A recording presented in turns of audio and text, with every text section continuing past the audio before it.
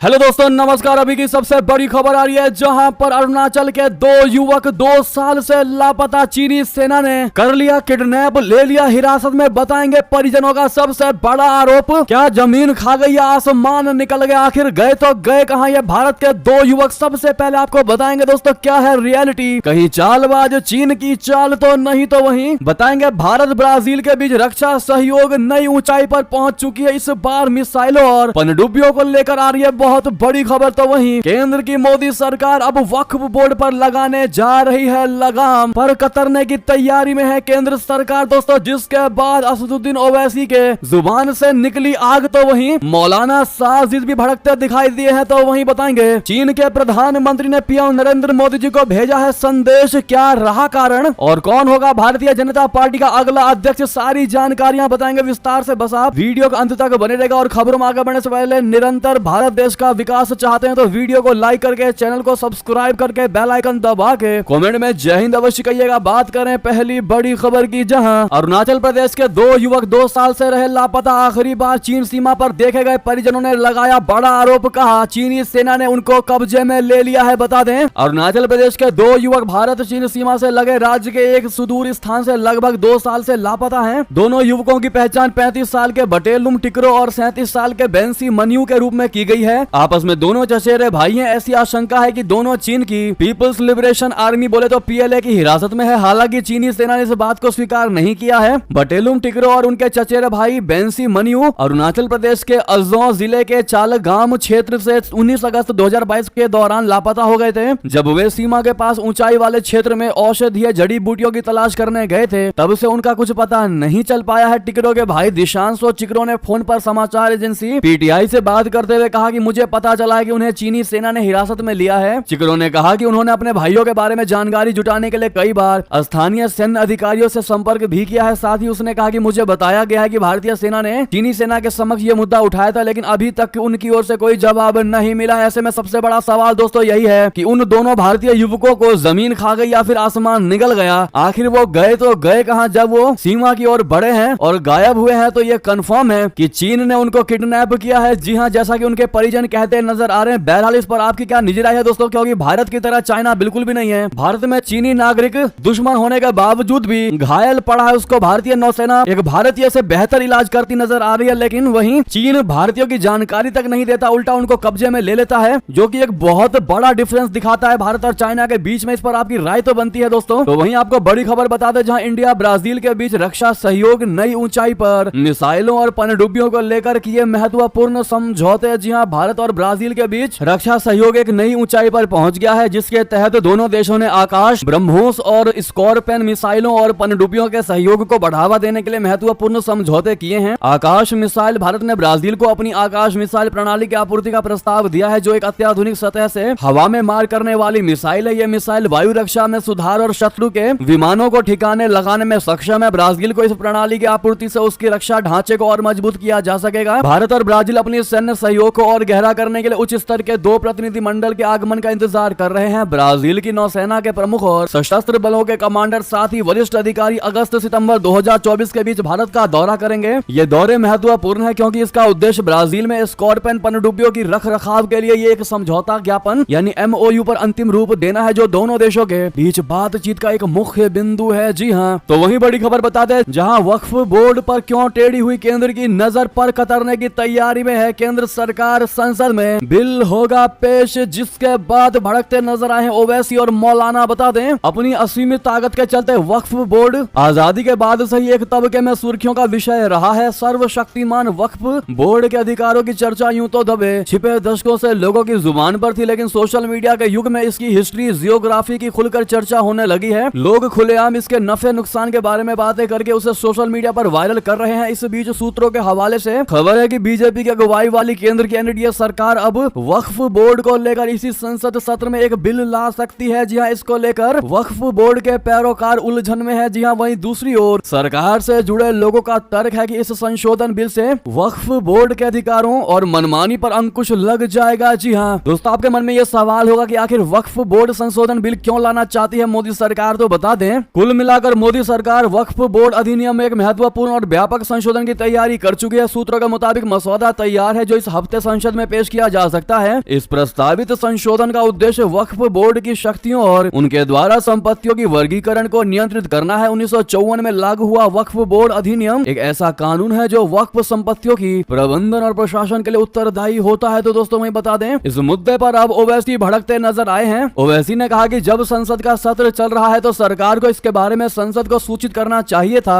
ओवैसी ने कहा कि यह सेंट्रल गवर्नमेंट जो है पार्लियामेंट्री सुप्रीमेसी और प्रिविलेजेस के खिलाफ ये बात करते हुए मीडिया को इन्फॉर्म कर रही है। ओवैसी का कहना है कि मीडिया के जरिए जिस प्रस्तावित संशोधन की बात कही जा रही है वो इस बात को बताता है कि मोदी हुकूमत वक्फ बोर्ड की ऑटोनॉमी को छीनना चाहती है और ये वक्फ बोर्ड में इंटरफेयर करना चाहती है। उन्होंने कहा कि बीजेपी शुरू से वक्फ बोर्ड और वक्फ की प्रॉपर्टी के खिलाफ रही है। इनका एक हिंदुत्व का एजेंडा है। आरएसएस का एजेंडा है कि वो शुरू से वक्फ प्रॉपर्टीज को और वक्फ बोर्ड को खत्म करने की कोशिश करते रहे हैं। यानी कि कुल मिलाकर के मस्जिद दरगाहों पर बीजेपी की आरएसएस की नजर है, जैसा बयान दिया है। दोस्तों ओवैसी ने भड़कते नजर आए हैं। ऐसे में वक्फ बोर्ड पर प्रधानमंत्री नरेंद्र मोदी की सरकार द्वारा लाए गए इस बिल का क्या आप समर्थन करेंगे? आपकी इस पर क्या निजी राय है? दोस्तों कमेंट में लिखना मत भूलिएगा। तो वहीं आपको बता दें, इतना ही नहीं, मौलाना साजिद रशीदी भी भड़कते नजर आए हैं और चेतावनी दे दी है। मौलाना ने कहा, जब से मोदी सरकार बनी है तब से केवल मुसलमानों को टारगेट करने के लिए बिल लाया जा रहा है। महंगाई और रोजगार पर कोई बात नहीं हो रही। जिन हिंदुओं ने बीजेपी को वोट दिया है उनको भी सोचना होगा कि इस सरकार ने हमारे लिए किया क्या है। बीजेपी देश में ऐसा माहौल बना रही है कि देश का दोबारा बंटवारा हो। जी हाँ, उन्होंने कहा कि अब मुसलमानों को सड़क पर आना ही होगा। न्यूज एजेंसी एएनआई की रिपोर्ट के मुताबिक उन्होंने किसान आंदोलन का जिक्र करते हुए कहा कि जैसे किसानों ने शहादत देकर 3 कानून वापस करवाए थे, वैसे ही अब मुसलमानों को सड़क पर आकर अपने हक की लड़ाई संवैधानिक तौर पर लड़नी होगी। यानी कि वक्फ बोर्ड में संशोधन के प्रस्ताव पर भड़कते हुए ये मौलाना दोस्तों रोड पर उतरकर आंदोलन करने की बात कहता नजर आ रहा है। तो वहीं बता दें, केरल में भूस्खलन की घटना पर चीनी प्रधानमंत्री ने जताया दुख। पीएम मोदी जी को भेजा शोक संदेश। जी हां, चीन के प्रधानमंत्री ली कियांग ने केरल में भूस्खलन की घटनाओं को लेकर अपने भारतीय समकक्ष नरेंद्र मोदी जी को शोक संदेश भेजा। उन्होंने मृतकों के परिजनों और घायल लोगों के प्रति संवेदना जताई है। भूस्खलन के चलते राज्य में 300 से ज्यादा लोगों की जानें चली गई। भारत में चीन के राजदूत शू फेई होंग ने एक्स पर कहा कि 3 अगस्त को प्रधानमंत्री कियांग ने केरल में भूस्खलन की घटनाओं पर प्रधानमंत्री नरेंद्र मोदी जी को संवेदना संदेश भेजा। कियांग ने कहा कि उन्हें यह जानकर दुख हुआ कि केरल में भूस्खलन जैसी आपदा आई जिसमें कई लोग हताहत हुए। चीन सरकार की ओर से उन्होंने शोक संतप्त परिवारों और घायलों के प्रति संवेदना जताई। तो वहीं बता दें आपकी जानकारी के लिए कि अब तक 365 मौतें हो चुकी हैं, 206 अभी भी लापता हैं। केरल के सीएम का बयान आया, कहा पुनर्वास के लिए टाउनशिप बनाए जाएंगे। जी हां, केरल के वायनाड में 29 जुलाई की आधी रात भारी बारिश के बाद हुए लैंडस्लाइड में मरने वालों की संख्या अब तक 365 पहुंच चुकी है दोस्तों, जो बहुत ज्यादा होता है। इनमें 30 बच्चे भी शामिल है। हादसे के 6 दिन भी यानी आज रविवार के दिन भी सर्च ऑपरेशन जारी है। 206 लोग अब भी लापता हैं दोस्तों। इसी बीच पीड़ितों की मदद को आगे आए एक्टर अल्लू अर्जुन ने कर दिया 25 लाख रुपए देने का योगदान का बड़ा ऐलान। उन्होंने कहा कि मैं वायनाड में हाल ही में हुए भूस्खलन से बहुत दुखी हूं। केरल ने मुझे हमेशा बहुत प्यार दिया है और मैं पुनर्वास कार्य में सहायता के लिए केरल के मुख्यमंत्री राहत कोष में 25 लाख रुपए देकर अपना योगदान देना चाहता हूं। आपकी सुरक्षा के लिए प्रार्थना करता हूं। बहरहाल दोस्तों, इस पर आपकी क्या निजी राय होगी? तो वहीं आपको बता दे, पहले दोस्ती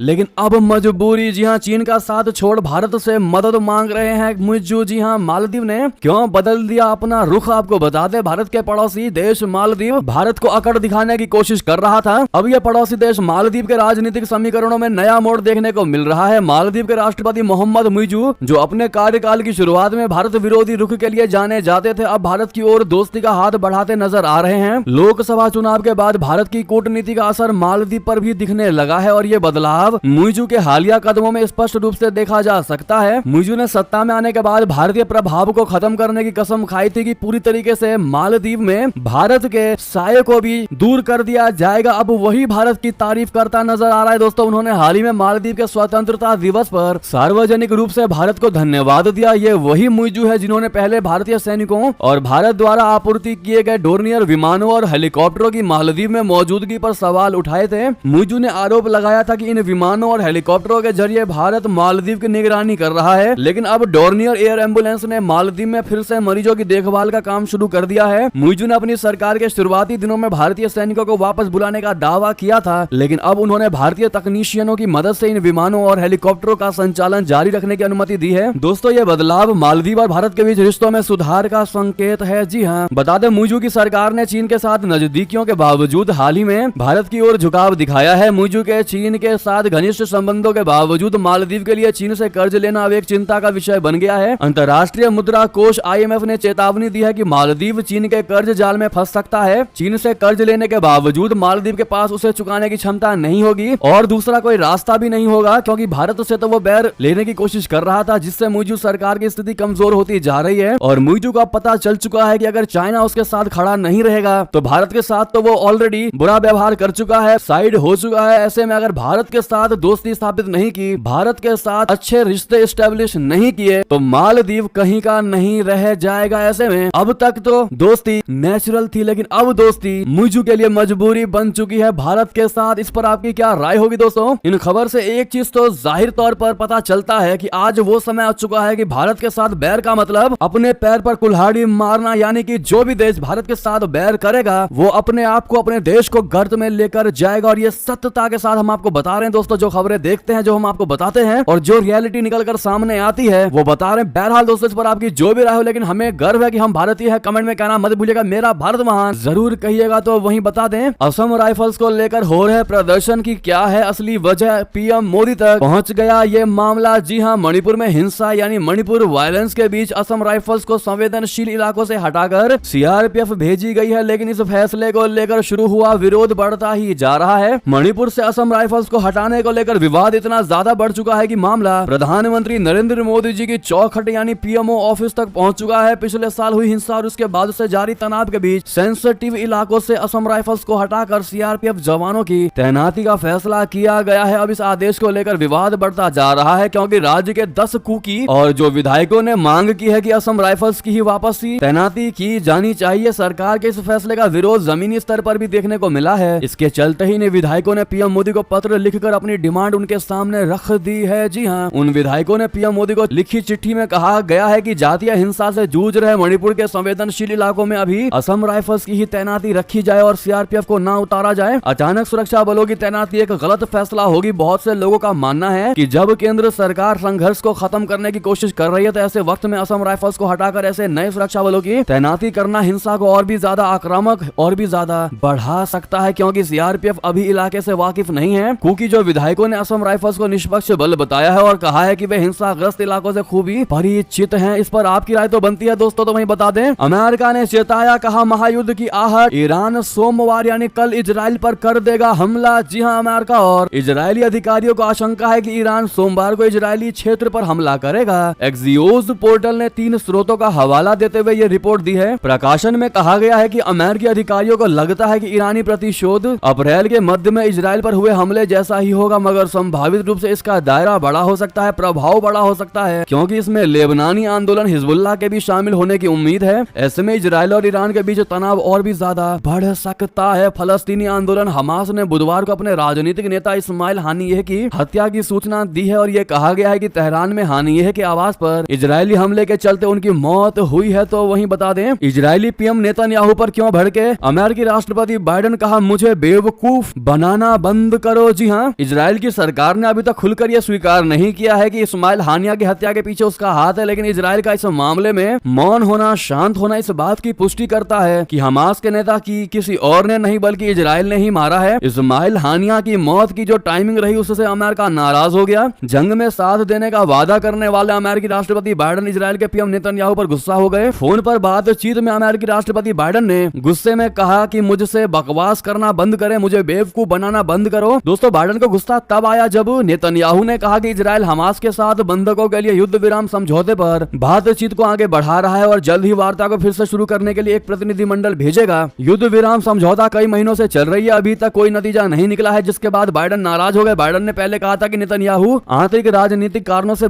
जानबूझकर इसमें देरी कर रहे हैं। तो वहीं आपको बता दें, 2029 में केंद्र में किसकी बनेगी सरकार, अमित शाह जी ने कर दी अभी ही भविष्यवाणी। जी हाँ, केंद्रीय गृह मंत्री अमित शाह जी ने रविवार को राष्ट्रीय जनतांत्रिक गठबंधन यानी एनडीए को लेकर बहुत बड़ा दावा कर दिया है। उन्होंने कहा कि यह गठबंधन न केवल अपना कार्यकाल पूरा करेगा बल्कि 2029 में भी सरकार बनाएगा। अमित शाह जी ने चंडीगढ़ के मनी माजरा में 24 घंटे जलापूर्ति सुनिश्चित करने वाली परियोजना का उद्घाटन किया। इसके बाद जनसभा को संबोधित करते हुए उन्होंने कहा कि मैं आपको आश्वासन देना चाहता हूं कि विपक्ष जो भी कहना चाहे कह सकता है, मगर आप चिंता मत कीजिए, वर्ष 2029 में भी राजग ही सत्ता में आएगा, नरेंद्र मोदी ही आएंगे। जी हाँ दोस्तों, आप क्या कहना चाहेंगे दोस्तों, 2029 में क्या फिर से पीएम नरेंद्र मोदी ही पीएम होंगे, हाँ या ना में जवाब जरूर दीजिएगा। तो वहीं बता दें, क्या देवेंद्र फडणवीस का बीजेपी अध्यक्ष बनना तय है? 15 दिन में दूसरी बार नागपुर दौरे के क्या है उनके मायने बता दें। दोस्तों, भारतीय जनता पार्टी के राष्ट्रीय अध्यक्ष जेपी नड्डा के अध्यक्ष पद से रिटायरमेंट का वक्त करीब है। इस बीच पार्टी का अगले राष्ट्रीय अध्यक्ष की तलाश शुरू हो चुकी है। जेपी नड्डा के बाद बीजेपी की कमान नए नेता को सौंपी जा सकती है। राजनीतिक गलियारों में कई नाम चर्चा में है। वहीं इस रेस में महाराष्ट्र के उप मुख्यमंत्री देवेंद्र फडणवीस का नाम भी शामिल है। अटकलों और चर्चाओं के बीच देवेंद्र फडणवीस शनिवार को नागपुर में राष्ट्रीय स्वयंसेवक संघ यानी आरएसएस के मुख्यालय पहुंचे और आरएसएस पदाधिकारियों से मुलाकात की। 15 दिन में फडणवीस का यह दूसरा नागपुर दौरा है। इसके बाद सवाल उठने लगा है कि क्या देवेंद्र फडणवीस का बीजेपी अध्यक्ष बनना तय हो गया है। मोदी सरकार 3.0 के मंत्रिमंडल का हिस्सा बनने के बाद पार्टी को नए राष्ट्रीय अध्यक्ष की तलाश है और देवेंद्र फडणवीस बड़े दावेदार माने जा रहे हैं, क्योंकि पीएम मोदी जी और अमित शाह जी से उनके अच्छे संबंध है। बीजेपी अध्यक्ष बनने की अटकलों के बीच महाराष्ट्र के डिप्टी सीएम देवेंद्र फडणवीस ने नागपुर में आरएसएस के पदाधिकारियों से मुलाकात की है। जी हाँ दोस्तों, ऐसे में बीजेपी के अध्यक्ष बनने के लिए क्या देवेंद्र फडणवीस बिल्कुल फिट बैठते हैं दोस्तों या नहीं बैठते? आप लोग सुझाव देना मत भूलिएगा। बहरहाल ये थे अभी की सारी बड़ी खबरें। आपको खबर कैसी लगी? आशा करता हूँ अच्छी लगी होगी। थोड़ी भी अच्छी लगी है तो वीडियो को लाइक करके चैनल को सब्सक्राइब करके बेल आइकन दबा के कमेंट में जय हिंद कहना मत भूलिएगा और वीडियो को शेयर अवश्य कर दीजिएगा ताकि देश दुनिया को हर कोई समझ सके और उस हिसाब से अपने भारत को विकसित बना सके। मिलता अगली खबर में। जय